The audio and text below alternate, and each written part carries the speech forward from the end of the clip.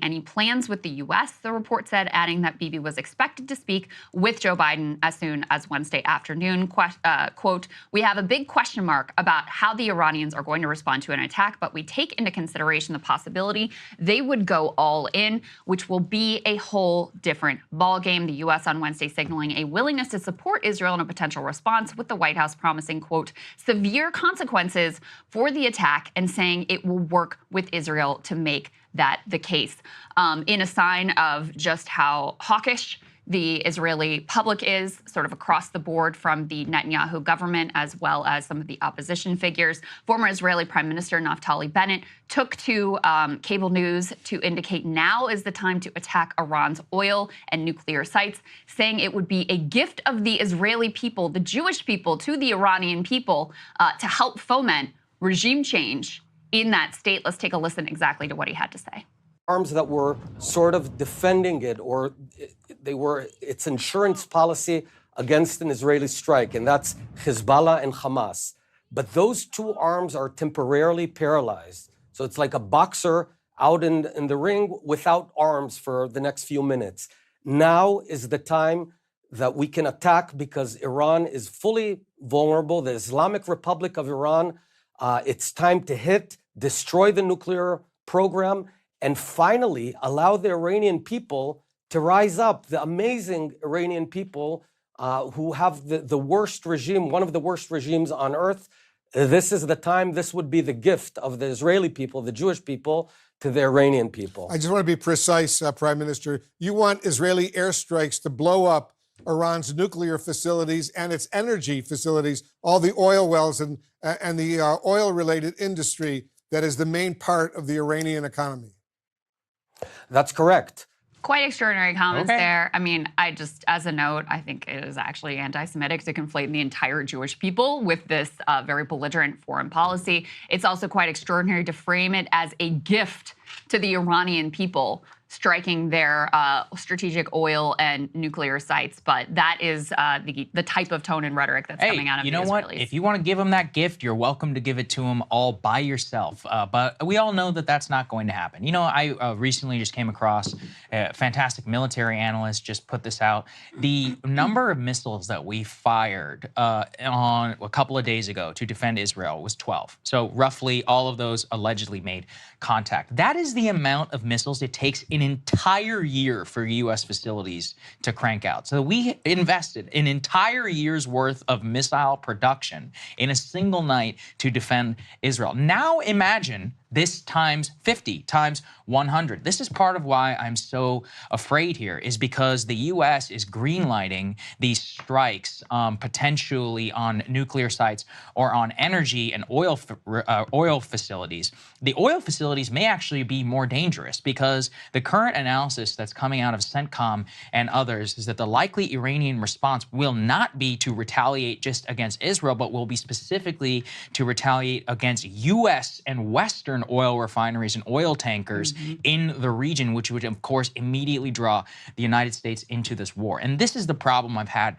from the very beginning, is that it is clear as day now that the Arrow 3 system did not perform all that well, which we will show you in terms of Israel's own battle defense assessments of their ability for the Iranians to hit military targets. And then on top of that, the only reason that the majority of the missiles were intercepted was because of the United States naval destroyers. So when we combine that whole picture, it is clear that if Israel actually had to bear 100% cost of its own actions, like in the first time in April after it destroyed that Iranian embassy, and this time around, that they would never be in a position where a tiny nation of 10 million can consider regime change on a tens of millions country. Now, you know, people always love to say this, like, oh, it's not representative of the people. I don't know. You know, it's one of those where it stood the test of time since the 1970s. Clearly, you're talking about the Iranian government. I mean, there's common cope in America to always be like, oh, the Venezuelan government doesn't represent the people, or the Iranian people. And, you know, maybe, like, especially with all these elections. But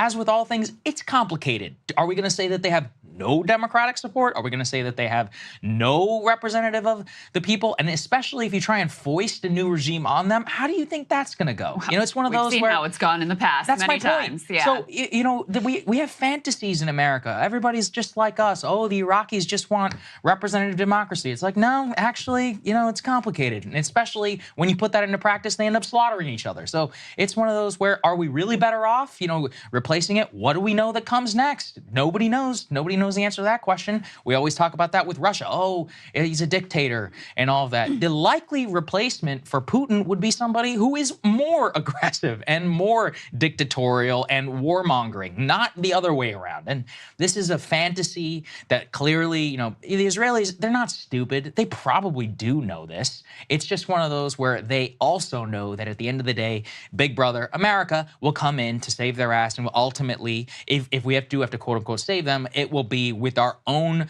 military force, our own ground forces that will get drawn into this, and we will be the ones sucked in for another 25 years. Iran would make Iraq look like a cakewalk, and Iraq was a disaster.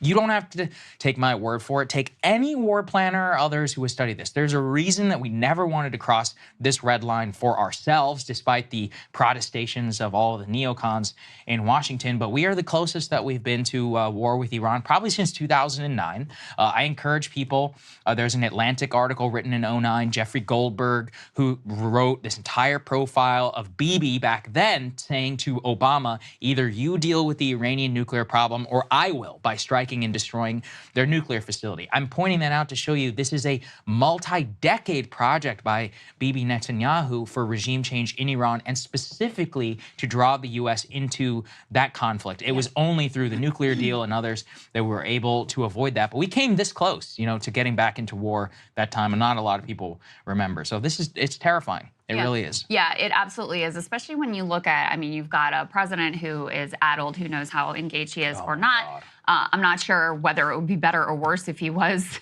able and engaged, because his lockstep, bear hug commitment to whatever Israel wants to do, specifically whatever Bibi Netanyahu wants to do, ultimately, I might complain a little bit, but I'm going to back him up, has been an utter disaster.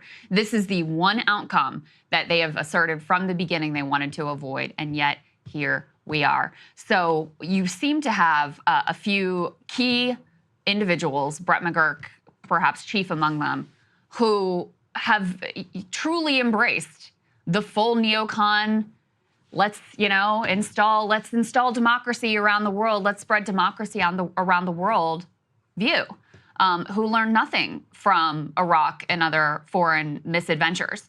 Because the reporting is that actually the U.S. wanted Israel, at least the White House, over the objections of the State Department and the Department of Defense, wanted Israel to go forward with escalating vis-a-vis Hezbollah, with invading Lebanon, thinking that now's the time when we can remake the Middle East. When have we heard that before? They think it's going to be different somehow this time around. And, you know, with regard to the Iranians saying, hey, you know, we think U.S.